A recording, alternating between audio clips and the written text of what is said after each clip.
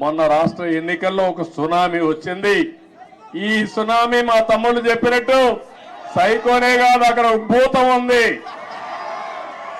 నేను ఎవరిని రమ్మని అడిగితే వాళ్ళు అంటున్నారు మీరు బాగానే ఉంది, మీ మీద మాకు నమ్మకం ఉంది, మీకు ట్రాక్ రికార్డు ఉంది, కానీ మీ రాష్ట్రంలో ఒక భూతం ఉంది. ఒకవేళ వస్తే మళ్ళీ మీ ప్రజలు ఎప్పుడైనా ఆలోచిస్తే మళ్ళా ఆ భూతం ముందుకు వస్తే మేమేమవుతామని అడిగే పరిస్థితికి వస్తున్నారు. నేను చెప్పాను ఆ భూతాన్ని పూర్తిగా భూస్థాపితం చేసే బాధ్యత తీసుకుంటాం. రాష్ట్ర ప్రయోజనాలే ధ్యేయంగా పనిచేస్తాం.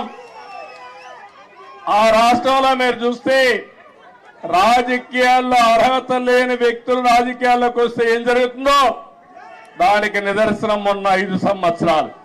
ఇప్పుడు నేను నిరూపించాల్సింది రాజకీయాల్లో ఎలాంటి వ్యక్తులు మంచి వాళ్ళు ఉంటే ఏం జరుగుతుందో అది నిరూపించే సమయం వచ్చిందని చెప్పి కూడా నేను మీకు తెలియజేస్తున్నా. ఎక్స్పెక్టేషన్స్ ఎక్కువగా ఉన్నాయి. ఆకాశంలో చాలా మంది ఈ రోజే అయిపోవాలని కూడా ఆలోచిస్తున్నారు. కానీ అక్కడ ఖజానా చూస్తే ఖాళీ అయిపోయింది. పనిచేసే వ్యక్తులు కూడా లేరు. అన్ని సమస్యల సుడిగుండంలో ఉన్నాం. పర్వాలేదు, భగవంతుడు ఎప్పుడు నాకు ఒక ధైర్యాన్ని ఇస్తాడు. ఎప్పుడు కూడా సంక్షోభంలో అవకాశాలు వెతుక్కోవడం నా నైజం. తప్పకుండా మళ్ళా అలాంటి అవకాశాలు ఎదుర్కొని ఎక్కడికక్కడ ముందుకు పోతాం. 95లో అదే జరిగింది. హైదరాబాద్ లో కూడా ఆ రోజు జీతాలు ఇవ్వలేకపోయా. 2004 కంత బెస్ట్ ఎకానమీగా తయారు చేశాం. కష్టాలు తెలిసిన పార్టీ తెలుగుదేశం పార్టీ, ప్రజల ఇబ్బందులు తెలిసిన పార్టీ తెలుగుదేశం పార్టీ. ఇవన్నీ చేస్తామని చెప్పి తెలియజేసుకుంటూ మరొకసారి మీ అందరినీ మనస్ఫూర్తిగా అభినందిస్తున్న ఇక్కడ మీడియా కూడా ఉన్నారు. మాకు సీట్లు లేకపోయినా, ఎన్నికల్లో పోటీ చేయకపోయినా, ఎప్పుడొచ్చినా మా పార్టీ విషయాలు కానీ నన్ను కానీ బాగా ప్రొజెక్ట్ చేసిన మీడియాకు కూడా మనస్ఫూర్తిగా ధన్యవాదాలు. ఇక్కడ కూడా కొన్ని ఉంటాయి, మీడియాలో కూడా బాధ లేదు. ఏది వాస్తవం అవి చెప్తే సరిపోతుంది. కొంతమంది కావాలని ఇప్పుడు కూడా వక్రీకరించి చేస్తూనే ఉన్నారు. ఏం బాధ లేదు.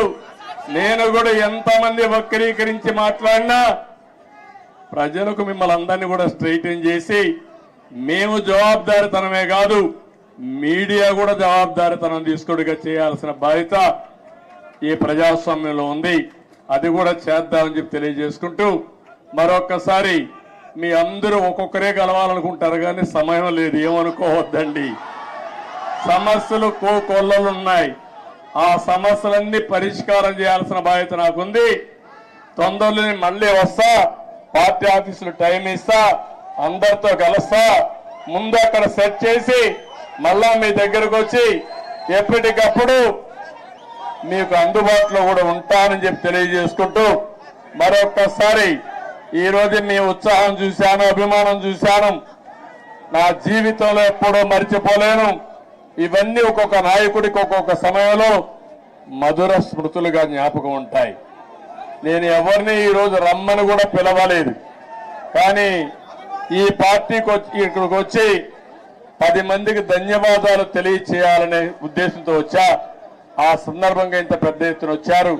మీ అందరికీ పేరు పేరున మనస్ఫూర్తిగా కూడా శిరస్సు వంచిన నమస్కారాలు తెలియజేసుకుంటూ మీకే కాకుండా తెలంగాణ మారుమూల ప్రాంతాల్లో ఉండే తెలుగుదేశం పార్టీ శ్రేయోభిలాషులందరికీ మనస్ఫూర్తిగా అభినందనలు, ధన్యవాదాలు తెలియజేసుకుంటూ అందరికీ నమస్కారాలు.